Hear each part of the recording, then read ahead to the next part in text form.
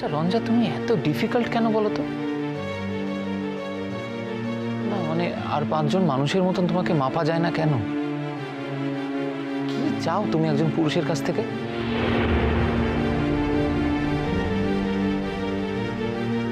না, আমি তোমার সোনাবাবুর মতন হতে পারবো না কোনোদিন, সেটা আমি জানি। আমি চাইও না হতে, চেষ্টাও করি না।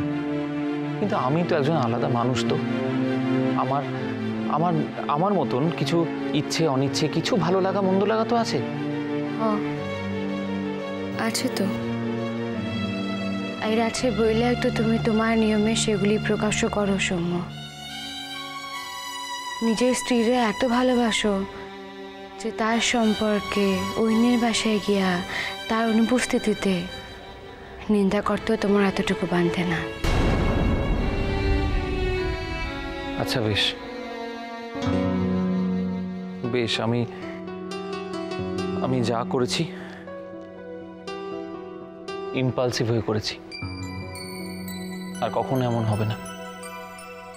কিন্তু আমি যা হারাইলাম সেই সম্মান যে আমি আর কোনোদিন ফিরে পাবো না সৌম্য।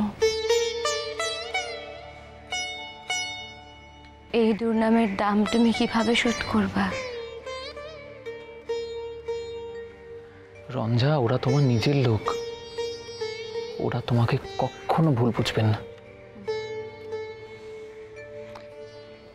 এই দুনিয়ায় আমার লাখান একা কেউ নাই সৌম্য। আজকার দিনে খারিয়া আমার আপন মানুষ কেউ নাই, কেউ নাই।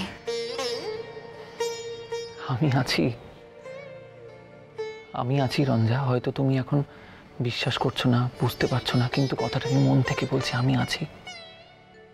যেদিন সময় হবে ঠিক বুঝতে পারবে। আজ মনে হয় আমার সেই দিনগুলি ভালো ছিল। কোন দিন? আমার শৈশব, আমার সরল সেই দিনগুলি। মাঠ, ঘাট, পাখিকে পেছন পেছন দৌড়ানো, কখনো নদীতে গামছা ফেলাইয়া মাছ ধরা,